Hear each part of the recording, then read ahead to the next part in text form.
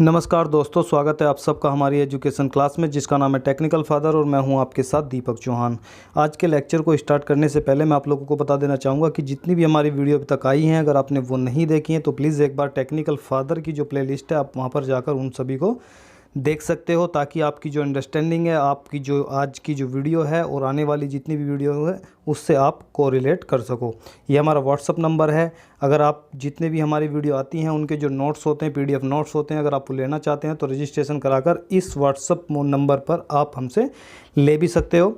आप हमें इंस्टाग्राम का जो टेक्निकल फादर का इंस्टाग्राम है, आप हमें वहाँ पर भी फॉलो कर सकते हो। तो आज का जो लेक्चर है वो बहुत इंपॉर्टेंट होने वाला है और आज का लेक्चर कुछ लॉन्ग भी हो जाएगा, इसलिए लेक्चर को आप पूरा देखो और लास्ट में हम जो है कुछ क्वेश्चन भी, आज एक दो क्वेश्चन हैं तो उन्हें भी डिस्कस हम करेंगे इस वीडियो में।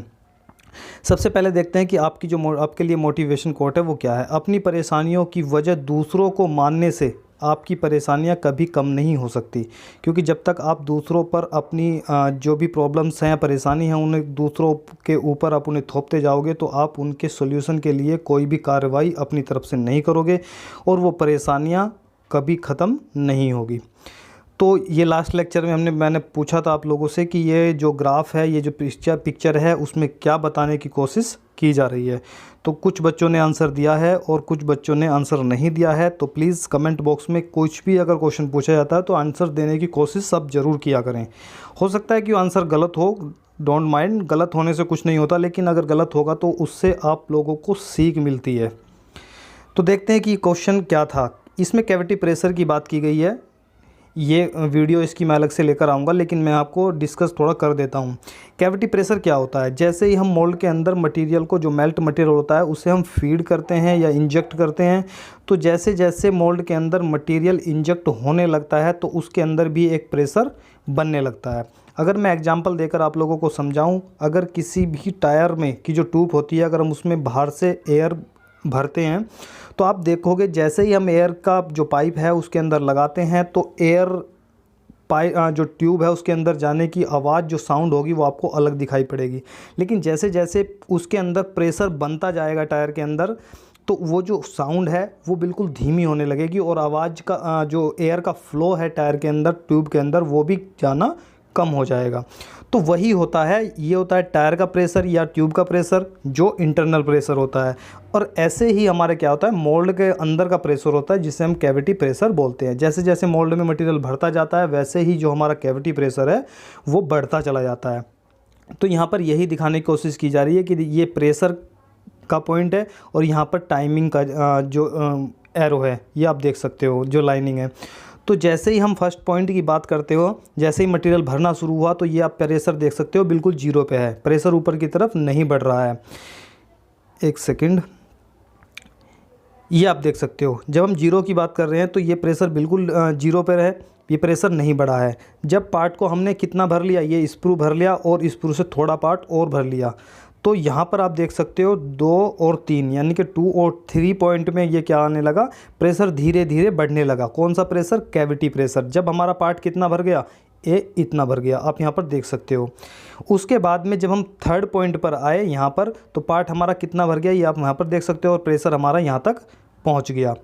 लेकिन जैसे ही हम 3 से लेकर 6 पॉइंट तक हम जाएंगे, यानी कि पार्ट को हम पूरा फिल कर लेंगे, तो फिल करने पर आप देखोगे कि हमारा जो प्रेशर है पूरा पीक पर पहुंचा और पीक पर पहुंचने के बाद वो धीरे धीरे जैसे ही हमारा गेट फ्रीज हो गया तो वो वहाँ पर हमारा जो प्रेशर है वो बिल्कुल उसका ग्राफ नीचे आ गया और ये टाइम का ग्राफ था, ये आप देख सकते हो। जो गेट फ्रीज से एक क्वेश्चन मुझे याद आया, कोई लड़के ने क्वेश्चन पूछा था, एक स्टूडेंट था, कि गेट फ्रीजिंग क्या होती है। तो गेट फ्रीजिंग क्या होती है कि जैसे ही हम मोल्ड के अंदर मटेरियल भरकर बंद करते हैं, यानी कि रिफिलिंग शुरू होती है, तो सबसे पहले जो गेट होता है वही हमारा फ्रीज हो जाता है, मतलब सूख जाता है, ताकि गेट पॉइंट क्या होता है, बहुत छोटा होता है, ताकि जो मटेरियल हमने मोल्ड के अंदर फिल किया है वो बाहर वापस ना आने पाए। इसलिए सबसे पहले जो गेट होता है वही पार्ट का फ्रीज होता है। ये क्वेश्चन कई बार पूछा भी जाता है।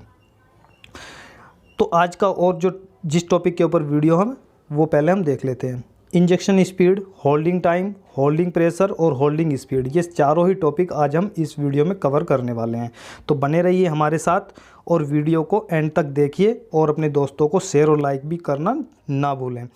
ये आप पिक्चर देख सकते हो, जो बच्चे नए देख रहे हैं वो आप इस पिक्चर को बहुत ध्यान से देखें। ये फीड हॉपर है जहाँ से हम क्या करते हैं, मटेरियल को हॉपर के अंदर डालते हैं और वो बैरल के अंदर जाता है। ये हीटर, बैंड हीटर, एक क्वेश्चन फिर से ध्यान आया, एक लड़के ने पूछा था कि सर बैंड हीटर ही क्यों यूज करते हैं इंजेक्शन मोल्डिंग के अंदर। तो जो भी क्वेश्चन बनता रहेगा मैं साथ के साथ आप लोगों के कवर करता चलूँगा।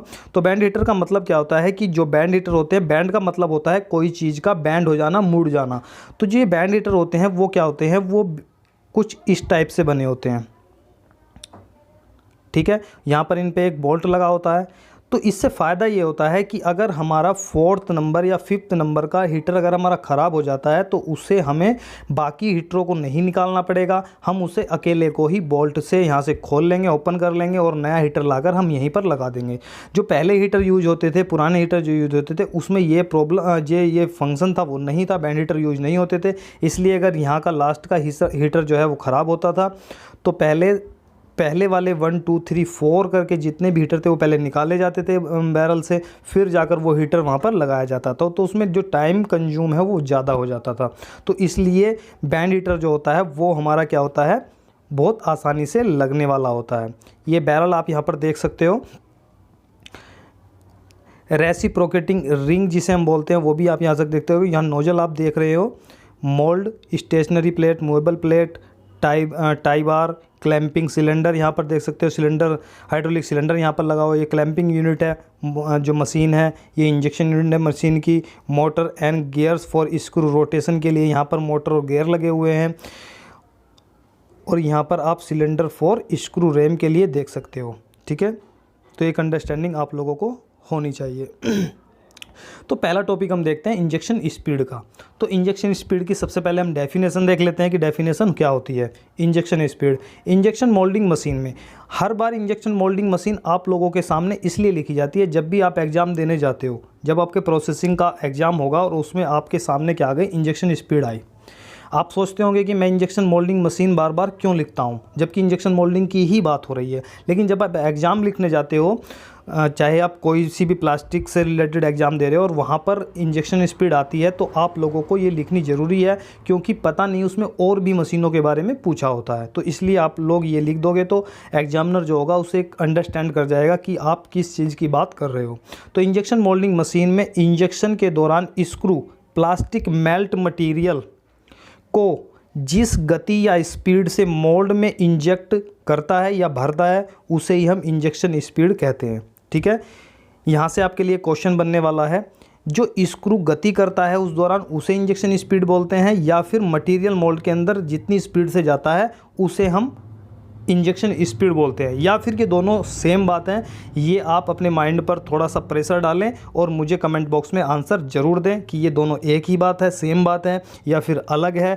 तो अलग है तो इंजेक्शन स्पीड स्क्रू की जो स्पीड होती है वो होती है, या मटेरियल मोल्ड के अंदर जिस स्पीड से जाता है वो होती है। नेक्स्ट देखते हैं होल्डिंग टाइम। होल्डिंग टाइम बहुत इंपॉर्टेंट टाइम होता है। आप कई बार चीज़ देखते होंगे पीएलसी के अंदर, पीएलसी में कुछ वैल्यू ऐसी होती है जिन्हें आप अपनी तरफ से उसमें सेट करते हो, फीड करते हो, फिल करते हो। कुछ वैल्यू ऐसी होती हैं जो मशीन हमें प्रोवाइड कराती है, ठीक है। तो जो मशीन को हम प्रोवाइड कराते हैं वैल्यू, वो तो उसमें हम चेंजमेंट कर सकते हैं। जो मशीन हमें प्रोवाइड कराती है उसमें हम चेंजमेंट नहीं कर सकते। एग्जाम्पल के तौर पर देखते हैं, जैसे साइकिल टाइम होता है, तो साइकिल टाइम में कुछ टाइमिंग ऐसी होती हैं जिससे मशीन हमें प्रोवाइड कराती हैं और कुछ टाइमिंग ऐसी होती है जो हम मशीन को प्रोवाइड कराते हैं। अगर मैं बात करूँ, सबसे पहले क्या होता है, मोल्ड क्लोज होता है। मोल्ड क्लोज हमारा 2 सेकंड में हो रहा है, तो आप क्या कर सकते हो कि इस 2 सेकंड को डायरेक्ट आप 3 सेकंड या 1 सेकंड कर सकते हो वैल्यू डालकर? बिल्कुल भी नहीं कर सकते हो, क्योंकि इसमें वैल्यू, ये जो वैल्यू होती है, टाइमिंग होती है, ये मशीन हमें प्रोवाइड कराती है कि आपका जो मोल्ड है वो कितने समय में क्लोज हो रहा है। तो ये जो मशीन है, ये वैल्यू है, ये मशीन हमें देती है। फिर हम बात करते हैं इंजेक्शन टाइम की। क्या इंजेक्शन टाइम आप घटा या बढ़ा सकते हो डायरेक्ट पीएलसी में वैल्यू डालकर? बिल्कुल भी नहीं घटा सकते हो ना बढ़ा सकते हो, क्योंकि ये वैल्यू भी क्या होती है, मशीन हमें प्रोवाइड कराती है मशीन के चलने के समय। फिर हम बात करते हैं होल्डिंग टाइम की। होल्डिंग टाइम एक ऐसी वैल्यू होती है जिससे मशीन को हम प्रोवाइड कराते हैं कि हमें होल्डिंग टाइम कितना रखना है, यानी कि हम कितने समय तक अपने स्क्रू को होल्डिंग जोन में रखना चाहते हैं या उसमें गति कराना चाहते हैं। ये आप लोगों को याद रखना है। इसके बाद होल्डिंग के बाद आती है हमारी कूलिंग टाइम और रिफिलिंग टाइम। जो रिफिलिंग टाइम होता है वो हम मशीन को प्रोवाइड नहीं करा सकते हैं, मशीन हमें प्रोवाइड कराती है कि आपका जो रिफिलिंग टाइम है या फिर आपका डोजिंग टाइम है वो कितना चल रहा है, हम मशीन को वो प्रोवाइड नहीं करा सकते हैं। तो आप लोगों को ये भी ध्यान रखना है। कूलिंग टाइम एक ऐसा टाइम होता है जिस टाइम को मशीन को हम प्रोवाइड कराते हैं, ना कि मशीन हमें प्रोवाइड कराती है। तो होल्डिंग टाइम और कूलिंग टाइम ही साइकिल टाइम के अंदर ऐसी हैं जिन्हें हम प्रोवाइड कराते हैं। बाकी जितने भी टाइम होते हैं वो मशीन हमें प्रोवाइड कराती है, ना कि मशीन को हम प्रोवाइड कराते हैं। इन छोटी छोटी चीज़ों को भी आप याद रखा करो। तो होल्डिंग टाइम की बात करते हैं। Holding time injection moulding machine में इंजेक्शन के बाद, हम बात करते हैं इंजेक्शन के बाद, क्योंकि इंजेक्शन के बाद ही होल्डिंग का काम स्टार्ट होता है। स्क्रू जितने समय तक होल्डिंग जोन में रहता है उसे ही हम होल्डिंग टाइम कहते हैं। होता क्या है, जब हम इंजेक्शन की बात करते हैं तो इंजेक्शन में अपनी एक स्पीड होती है जिसे हम इंजेक्शन स्पीड बोलते हैं, वो होल्डिंग से काफ़ी ज़्यादा होती है, क्योंकि हमें कम टाइम में मोल्ड के अंदर मटेरियल को फीड करना होता है। इसके बाद में क्या होता है, इंजेक्शन प्रेशर होता है, ये भी बहुत ज़्यादा होता है। उसके बाद में हमारा होल्डिंग इंजेक्शन टाइम होता है, ठीक है, तो ये कम होता है, ये कम से कम होता है, इसीलिए हम इंजेक्शन में क्या करते हैं, इंजेक्शन स्पीड को हम बढ़ा कर रखते हैं। तो जब ये दोनों चीज़ हो जाएंगी तो जब हमारा स्क्रू कहाँ जाएगा, होल्डिंग जोन में प्रवेश करता है। जब होल्डिंग जोन में प्रवेश करेगा तो इंजेक्शन प्रेशर जो हमारा हो सकता है कि वो हम 200 MPa का लगा रहे थे, तो जैसे ही ये होल्डिंग जोन में प्रवेश करेगा तो ये 200 से घटकर कितना आ जाएगा, 1/4 के लगभग, ठीक है। जब भी हम जो प्रेशर रखते हैं, होल्डिंग प्रेशर रखते हैं, वो इंजेक्शन प्रेशर का 1/4 थोड़ा ज़्यादा टॉलरेंस में हम रखते हैं। तो ये जो प्रेशर था हमारा वो कितना आ गया, यहाँ पे 1/4 अगर हम निकालेंगे टॉलरेंस में थोड़ा सा आगे पीछे हो जाएगा ये ऊपर नीचे, तो 50 आ गया। यानी कि जब हम होल्डिंग जोन में हमने एंटर किया तो हमारा जो प्रेशर था वो क्या हो गया, कम हो गया। जो हमारी स्पीड थी वो भी क्या हो गई, बहुत कम हो गई। हो सकता है कि हम 80 की स्पीड से भर रहे हो, कुछ हो सकता है कि हम 50 की स्पीड से इंजेक्शन स्पीड से भर रहे हो, लेकिन जैसे हम होल्डिंग में एंटर करेंगे तो हम हो सकता है कि हम 15 की स्पीड रखें, हो सकता है हम 12 की स्पीड रखें, तो ये स्पीड भी क्या हो जाएगी, कम हो जाएगी। बहुत से बच्चे पूछते हैं कि सर इंजेक्शन जोन और होल्डिंग जोन में डिफरेंस क्या होता है, तो डिफरेंस आप खुद से भी निकाल सकते हो, ये कोई बड़ी बात नहीं है। डिफरेंस आप देख सकते हो, प्रेशर कम हो गया, नंबर 1, हमारा जो स्पीड है वो भी कम हो गई, नंबर 2, पोजीशन भी चेंज हो गई, नंबर 3, क्योंकि पोजीशन की जगह आप क्या करने लगे, पोजीशन की जगह अब हमारा टाइम स्टार्ट हो गया। वहाँ पर हम क्या ले रहे थे, वहाँ हम स्विच और पोजीशन से काम कर रहे थे, लेकिन यहाँ पर हम होल्डिंग टाइम से काम कर रहे हैं। जितना टाइम हम देकर रखेंगे उतनी पोजीशन तक ही स्क्रू आगे जाएगा, वरना वो वहीं से क्या हो जाएगा, जहाँ उसका टाइम ख़त्म हो जाएगा वहीं से वो रिफिलिंग लेनी स्टार्ट कर देगा। तो ये चीज़ आप लोगों को याद रखनी है कि इंजेक्शन और होल्डिंग में क्या डिफरेंस होता है। तो स्क्रू जितने समय तक होल्डिंग में रहता है उसे ही हम क्या बोलते हैं, होल्डिंग टाइम कहते हैं, ठीक है। ये आप डेफिनेशन के अकॉर्डिंग और जो मैंने समझाया आप उसे याद रख सकते हो। जब मैं आपको अभी दिखाऊंगा पिक्चर में तो आप लोगों की अंडरस्टैंडिंग और ज़्यादा बढ़ जाएगी।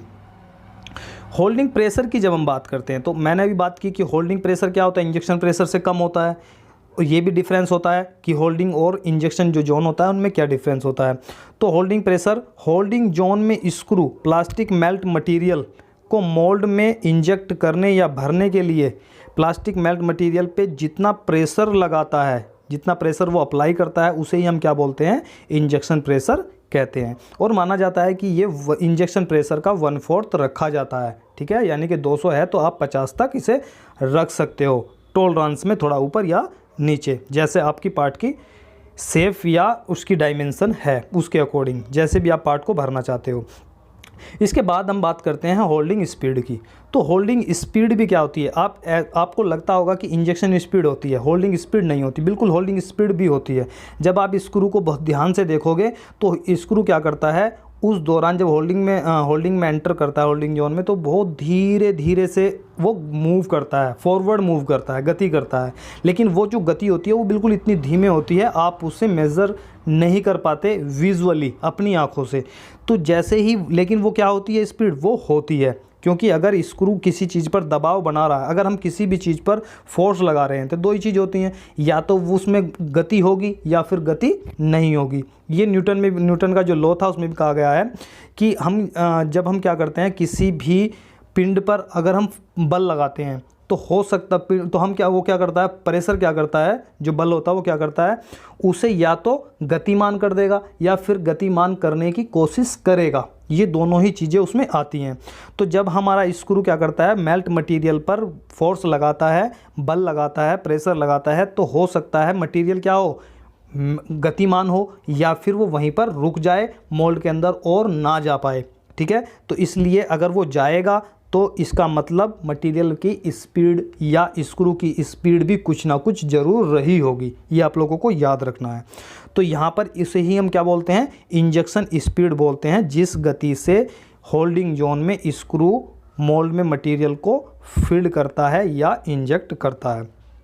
और ये कोशिश करें कि आप 15 mm पर सेकंड या फिर 15 mm पर सेकंड से कम ही रखें। ठीक है, चलो अब देखते हैं, हम नॉर्मल प्रेशर की बात करते हैं। अब तो हमने अलग अलग देखा, इंजेक्शन प्रेशर, होल्डिंग प्रेशर, लेकिन हम एक नॉर्मल प्रेशर की बात करते हैं। तो प्रेशर और बल में सिर्फ डिफरेंस कई बार क्या आ जाता है कि जो प्रेशर होता है इसमें जो एरिया होता है वो डिफाइन होता है। अगर मैं इतने एरिया पर बल लगा रहा हूँ तो ये हमने एरिया डिफाइन कर दिया कि इतना एरिया भी उसमें ऐड होगा, यानी कि एरिया से हम उस बल को डिवाइड करेंगे तो हमारा क्या आ जाएगा, प्रेशर आ जाएगा। तो ये भी क्या होता है, उसमें डिफरेंस होता है बल और प्रेशर में। तो किसी सतह के एकांक क्षेत्रफल पर लगने वाले बल को ही हम क्या कहते हैं, दाब कहते हैं।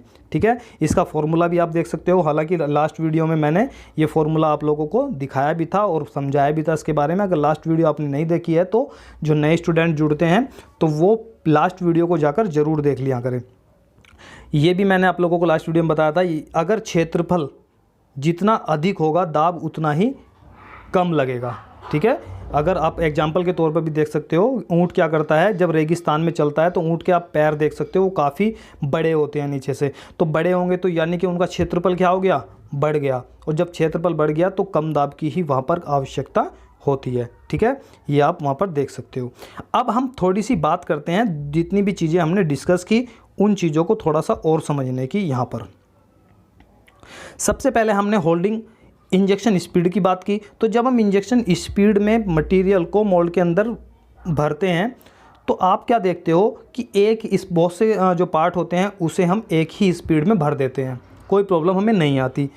लेकिन ये जो स्पीड तय होती है वो स्पीड तय होती है, एक तो जो हमारा मटेरियल है, मटेरियल की MFI, ये बहुत इंपॉर्टेंट बात मैं आप लोगों को बताने जा रहा हूँ। ये आप अपने इंटरव्यू में भी कोट कर सकते हो, अपने आंसर में उन्हें बता सकते हो।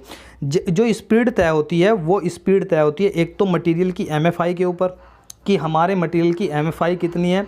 ठीक है, अगर मटेरियल कि MFI क्या होगी, कम होगी, तो वो जल्दी ठंडा हो जाएगा और हम उसी मटेरियल को मोल्ड में क्या कर रहे हैं, लेट से क्या कर रहे हैं, भर रहे हैं। क्योंकि स्पीड अगर हम कम रखेंगे तो टाइम, इंजेक्शन टाइम हमारा क्या लगेगा, ज़्यादा लगेगा। और तो हो सकता है कि वो रास्ते में ही क्या हो जाए, सॉलिड फॉर्म में आ जाए और हमें अधिक प्रेशर मोल्ड में उसे भरने के लिए लगाना पड़ेगा। इसलिए हम वहाँ पर स्पीड को कम नहीं रख सकते हैं जिसकी MFI कम होती है। ये आप लोगों को याद रखना है।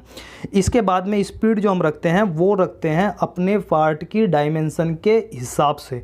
हमारे पार्ट की डायमेंशन के हिसाब से ही हम स्पीड रखते हैं। एग्जांपल के तौर पर समझो, आप किसी बाइक पर जा रहे हो, एक रास्ता है आपका जो बिल्कुल स्मूथली एक GT रोड पड़ी हुई है, बिल्कुल 4 लेन हाईवे है, तो आपकी स्पीड क्या कम होगी, बिल्कुल भी कम नहीं होगी। आप एक ही स्पीड रखोगे और बहुत स्पीड से वहाँ पर चले जाओगे।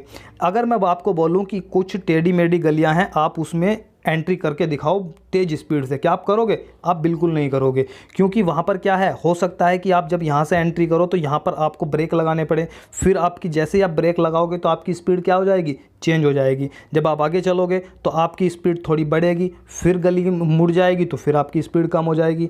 तो यही चीज़ स्पीड को डिसाइड करती है पार्ट की डायमेंशन। अगर हमारे पार्ट की डायमेंशन जो शेप है अगर वो क्रिटिकल है, कहीं को मुड़ रही है, कहीं को काफ़ी इंसर्टिंग उसमें हुई हुई है, तो वहाँ पर आपको ज़्यादा स्पीड इंजेक्शन की नहीं रखनी चाहिए फॉर आपके सजेशन के लिए। क्योंकि मानना तो आपने ये करना जैसे भी है, लेकिन मैं आप लोगों को सजेस्ट कर सकता हूं।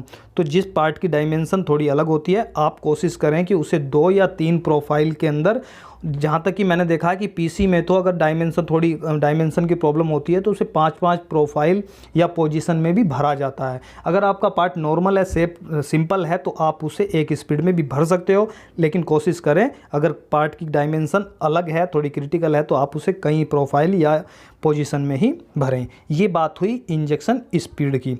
इसके बाद बात चलती है हमारी होल्डिंग से रिलेटेड। होल्डिंग प्रेशर, ये आप मटेरियल देख सकते हो। जैसे ही ये मटेरियल हमारा मोल्ड में चला गया, मैक्सिमम मटेरियल यानी कि 95% जो मटेरियल होता है वो हमें इंजेक्शन से भरना चाहिए। लेकिन जो 5% मटेरियल या पार्ट है वो अगर बच गया है तो उसे ही हम 5% को होल्डिंग जोन से भरना चाहिए। तो 5% मटेरियल को जब हम भरेंगे तो उस समय तक हमारा जो कैविटी प्रेशर है वो क्या हो चुका होगा, बढ़ चुका होगा। तो इसलिए मटेरियल को हम तेज़ी से मोल्ड के अंदर अब नहीं भर सकते हैं। अगर हम तेज़ी से स्पीड से मटेरियल को मोल्ड के अंदर भरेंगे तो कोई ना कोई प्रॉब्लम हमारे पार्ट में मैक्सिमम आ ही जाती है। इसलिए हम होल्डिंग जोन का क्या करते हैं, उपयोग करते हैं। तो 5% हम जो पार्ट होता है वो होल्डिंग से भरते हैं। तो उसमें क्या होता है, हम कम प्रेशर रखते हैं ताकि मटेरियल हमारा बहुत धीरे धीरे जाए। दूसरी चीज़, हम होल्डिंग स्पीड भी बहुत कम रखते हैं, 15 mm/सेकंड, तो ताकि मटेरियल और स्पीड से कम जाए। और तीसरी चीज़ होता है हमारा टाइमिंग। अगर हमारे पार्ट को हम भर रहे हैं, फिल कर रहे हैं इस 5% को, तो हमारा जो टाइम है, जितना हम टाइम देंगे उतनी टाइम तक ही हमारा स्क्रू मटेरियल पर दबाव बनाकर रखेगा, यानी कि मोल्ड के अंदर मटेरियल को धीरे धीरे भेजता रहेगा जब तक उसकी टाइमिंग ख़त्म नहीं हो जाती है। जैसे ही होल्डिंग टाइम हमारा ख़त्म होता है तो स्क्रू रिफिलिंग लेते हुए फिर से पीछे जाने लगता है।